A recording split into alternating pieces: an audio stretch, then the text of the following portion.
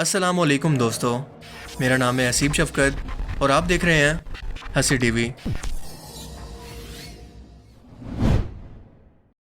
Sinkiang رقبے کے لحاظ سے چائنا کا سب سے بڑا صوبہ ہے جہاں پر اوغر مسلمانوں کی اکثریت موجود ہے،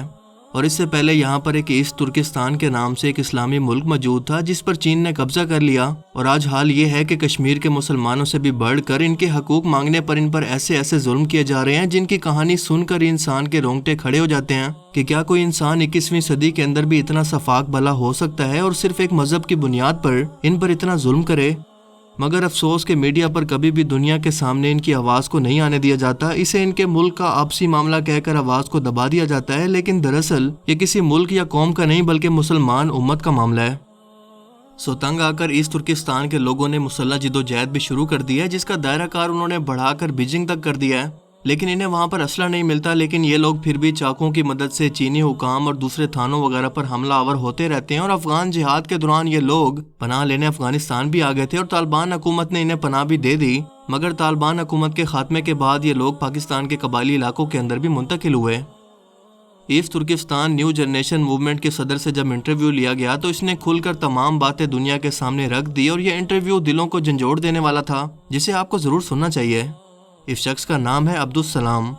اس سے پہلا سوال یہ کیا گیا کہ چائنا اس موومنٹ کو دبانا ہی کیوں چاہتا ہے، کیوں ان لوگوں پر اتنا ظلم کر رہا ہے؟ تو اس کا جواب تھا کہ چائنا کی حکومت ہمیں ہر باؤنڈریز، رنگ، نسل، شناخت اور مذہب سے الگ پہچان رکھنے کی بجائے صرف ایک پہچان دینا چاہتی ہے، اور وہ ہے چائنیز۔ ان کے سامنے دو ہی چیزیں ہیں، یا تو آپ چائنیز ہیں یا چائنا کے دشمن، تیسرا کوئی آپشن ہی نہیں ہے۔ یہاں 1955 تک ہم اپنے مذہب اسلام کو فالو کر سکتے تھے، یہاں پر ایسٹ ترکستان کے اندر شرعیہ عدالتیں بھی موجود تھی، مگر آہستہ آہستہ یہاں پر شرعی قانون کے اندر پہلے تبدیلی کی گئی اور اس کے بعد پورے ایجوکیشن سسٹم کو ہی ایتھیسٹ سسٹم کے اندر بدل دیا گیا، یعنی ایسے لوگوں کا سسٹم جو کہ کسی خدا کی موجودگی پر یقین نہیں رکھتے، ان کا پیدا ہونا اور مرنا ان کے لیے محض ایک اتفاق ہے، ان کا مذہب اور زندگی کا مقصد بس ان کا ملک ہے، جو کہ مسلمان کی زندگی کا مقصد کبھی نہیں ہو سکتا۔ پچھلے 70 سالوں سے یہ اس ترکستان کے مسلمانوں کو زبردستی اسی سسٹم یعنی لادینیت کا حصہ بنانا چاہتے ہیں، جس کی وجہ سے اب تک کئی لاکھ لوگ اپنی جان کا نذرانہ پیش کر کے شہادت کا مرتبہ حاصل کر چکے ہیں، اور آپ جانتے ہیں کہ دنیا کے ہر ملک کے اندر اقلیت یا مینورٹی کو اپنی مرضی اور مذہب کے مطابق زندگی گزارنے کا اختیار ہوتا ہے، مگر چائنا کا قانون کس طرح سے ہمارے بیڈ روم اور ہمارے گھروں تک میں نظر رکھتا ہے، ہمیں دہشت گرد سمجھ کر اگر مجھے خودکشی کی اجازت ہوتی تو یہ سب بتانے سے پہلے میں مرنا پسند کرتا۔ بس یہ سمجھ لیں کہ ان کا ہر ایک فوجی ہمارے گھروں کے اندر گھسا رہتا ہے۔ ہمارے بچوں کو کنسنٹریشن کیمپس کے اندر ڈال دیا گیا ہے، جسے چائنا ایجوکیشن سسٹم بھی کہتا ہے، کہ ان لوگوں کو دین کی تعلیم سے نکال کر چائنیز بنایا جائے، جبکہ حقیقت میں یہ ظلم اور ٹارچر کرنے کے لیے بنائے گئے ہیں، جس کا بھانڈا سیٹلائٹ سے لی گئی تصویروں نے اس وقت پھوٹ گیا جب CIA نے لاکھوں بے گناہ مسلمانوں کو ان کیمپس کے اندر جانوروں کی طرح رکھے ہوئے کئی تصویروں کو شیئر کیا، اور وہ بھی جانوروں کی طرح زنجیروں سے باندھ کر۔ ماؤں سے ان کے بچوں کو چھین لیا گیا، انہیں راتوں رات اس طرح سے غائب کر دیا جاتا ہے کہ ان کا کبھی کوئی سراغ ملتا ہی نہیں ہے، جبکہ ان کی مائیں ان کی تصویریں اٹھا کر دہائیاں دیتی رہتی ہیں۔ ان جوانوں کو نامرد بنایا گیا، ان کی بہن بیٹیوں سے زیادتی کی گئی، مگر دنیا کو اس کی خبر تک نہیں ہوئی۔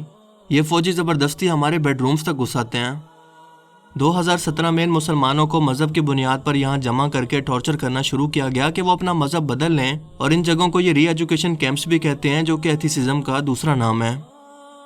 امریکن ڈیفنس ملٹری نے ایک رپورٹ کے اندر یہ بتایا کہ 30 لاکھ ایسٹ ترکستان کے مسلمانوں کو ان کیمپس کے اندر رکھا گیا ہے، اور 2013 اور 14 کے درمیان چائنا کے انٹیلیجنس آفیسر میڈیا کے نمائندے بن کر اور کیمرہ لے کر ایسٹ ترکستان کے ہر ایک گاؤں اور ہر ایک گھر میں گئے اور ان سے یہ سوال کیا کہ کیا تم مسلم ہو، کیا تم عبادت کرتے ہو، اور اس طرح کے کئی سوال کیے۔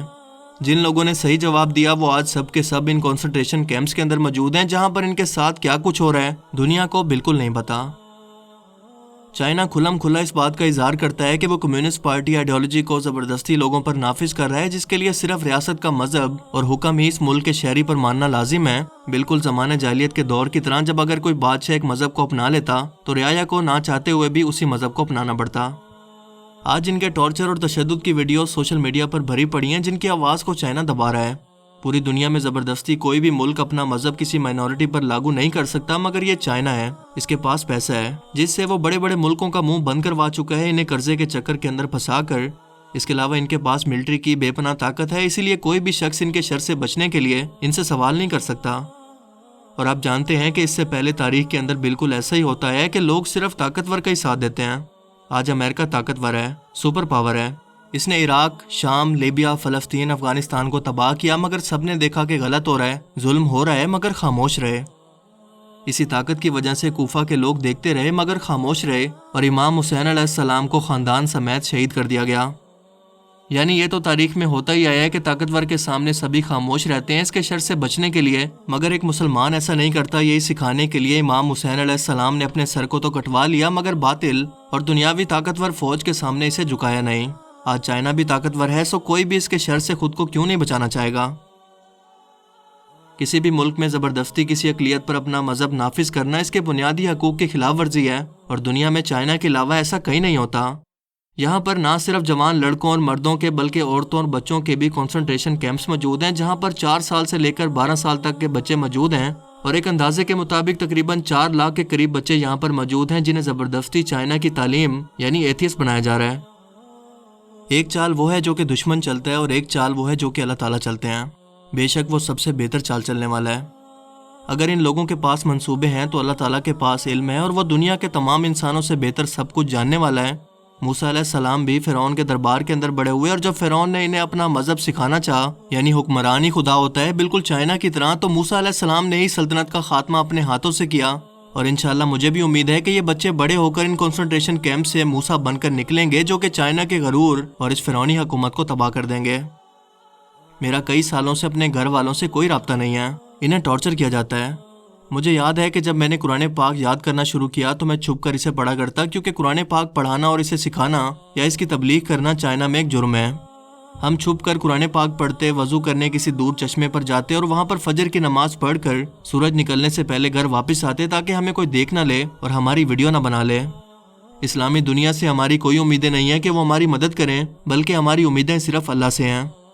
دنیا میں جہاں پر بھی مسلمانوں پر ظلم ہوتا ہے وہاں پر کہیں نہ کہیں سے آپ کو کوئی نہ کوئی خبر سننے کو مل جاتی ہے، لیکن مجھے دکھ ہے کہ اس ترکستان کا نام ان لوگوں کے ساتھ کبھی نہیں لیا جاتا۔ حضرت علی کا قول ہے کہ اگر تم ہاتھ سے ظلم کو نہیں روک سکتے تو کم از کم اسے دنیا کو بتاؤ۔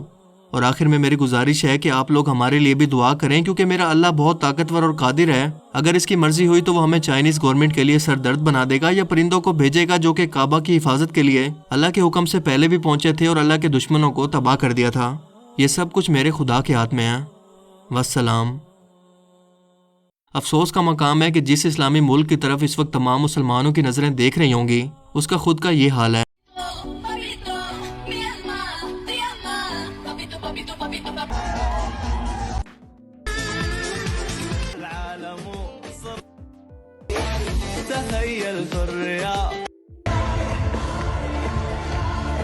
اللہ تعالیٰ ہم مسلمانوں کی حالت پر رحم کرے۔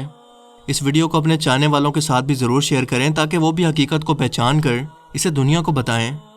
اللہ تعالیٰ ہمیں سمجھنے کی اور عمل کرنے کی توفیق عطا فرمائے، آمین۔ مجھے امید ہے کہ آج کی اس ویڈیو سے آپ کو بہت کچھ نیا جاننے کو ملا ہوگا اور یہ ویڈیو آپ کو پسند آیا ہوگا۔ اگر یہ ویڈیو آپ کو اچھا لگا تو اسے لائک کیجئے، اور اب میں ملوں گا آپ سے ایک ایسی ہی نئی انٹرسٹنگ ویڈیو میں۔ تب تک کے لیے اپنا بہت سا خیال رکھیے گا۔ Thanks for watching this video. اللہ حافظ۔